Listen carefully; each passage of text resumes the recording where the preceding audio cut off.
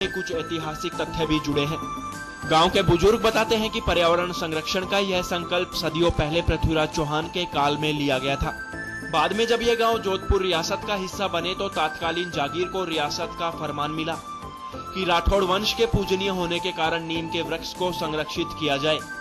सदियों पुरानी इस परंपरा को निभाने के लिए यहाँ के ग्रामीणों ने पुष्कर के पवित्र जल को हाथ में लेकर शपथ ली कि पूरा गांव नीम को देवता मानकर उसकी रक्षा करेगा। इस गांव के बाशिंदे आज भी उस शपथ को निभा रहे हैं। इस गांव में जो भी नीम पर कुल्हाड़ी चलाने की कोशिश करता है उसे पूरे गांव के विरोध का सामना करना पड़ता है। बात केवल जुर्माने तक ही सीमित नहीं है। बुजुर्ग बताते हैं कि बात नहीं मानने वाले को गांव में बहिष्कृत किए जाने का भी प्रावधान है।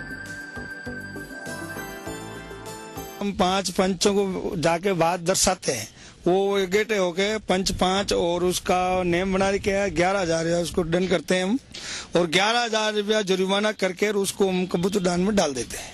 कोई जुर्माना अगर अदा नहीं करे तो? कोई जुर्माना अदा नहीं करे तो उसका एक पर्याकरण बना रखे हैं भाई कि वो दोषी होता है, समाज का दोषी माना जाता है भाई कि ये पेड़ को नहीं काटा है, आदमी को काटा है, इसलिए उसको दोषी बनाते हैं, पर्यावरण करते हैं सर। अच्छा, इसका धार्मिक महत्व आपने बताया, क्या उसके साथ साथ कोई औषधीय उपयोग भी किया जाता है गाँव में, दवाई के रूप में कहीं काम करते हैं? हाँ, दवाई के रूप में लेते हैं सर। देखो, नीम का जो कोई छाती में दर्द हो जाता है, पेट में दर्द हो जाता है, इसको बांट के पिलाया जाता है। एक घी पीमणिया बोलता है वो आ जाता है तो इसको बांट के पिलाने से वो ठीक हो जाता है।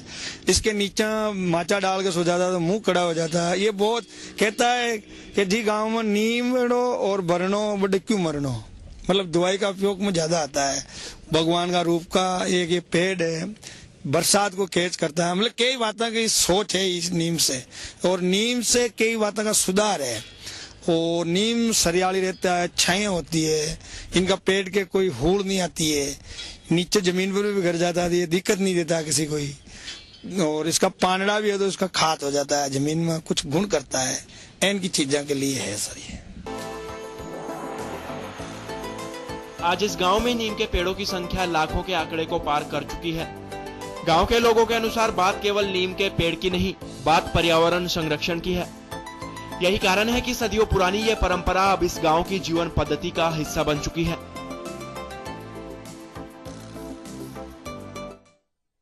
नीम को नारायण मानने की इस परंपरा से ये दोनों गांव अजमेर जिले में पर्यावरण में सबसे श्रेष्ठ गांव माने जाते हैं।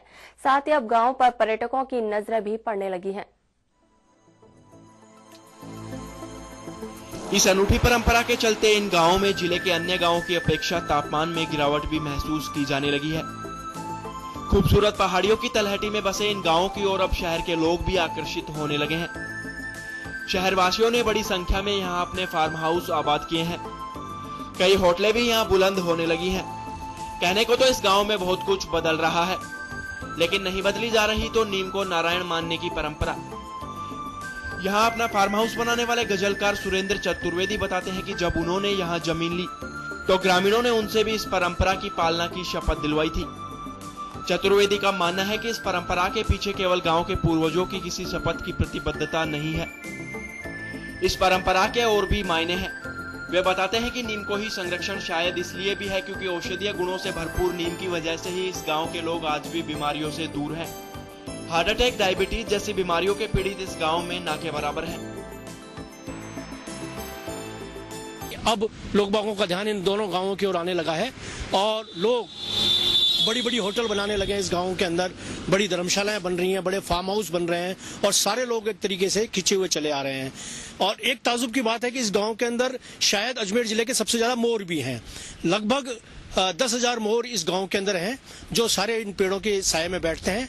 और इसी तरीके से और दूसरे पक्षी परिंदे सारे इस गांव में पाए जाते हैं। कुल मिलाकर ये वातावरण ऐसा बना हुआ है जैसे ये धार्मिक गांव है।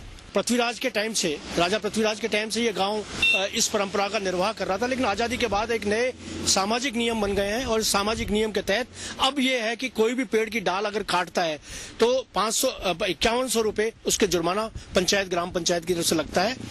अगर किसी मजबूरी में कहीं काटना भी पड़ता है तो पहले इजाजत लेनी पड़ती है और इजाजत के बाद में आपको 5 पंच जाकर उस पेड़ को देखते हैं, उसकी कौन कौन सी शाखों को काटना है वो देखने के बाद में वो जुर्माना निर्धारित करते हैं और जुर्माना होने के बाद में कबूतरों को दाना मंदिर में डाला जाता है।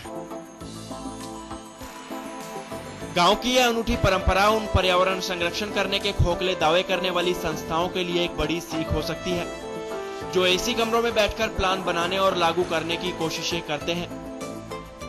गांव के लोगों की पर्यावरण के प्रति ये लगन बताती है कि यदि इच्छा शक्ति हो तो कुछ भी करना असंभव नहीं। अजमेर के निकट होकरा एक ऐसा गांव है जहां नीम को नारायण का दर्जा प्राप्त है। यहाँ के लोग न पेड़ काटते हैं न काटने देते हैं। नीम के पेड़ पर यदि किसी ने कुल्हाड़ी चलाने की कोशिश की तो दंड का प्रावधान किया जाता है।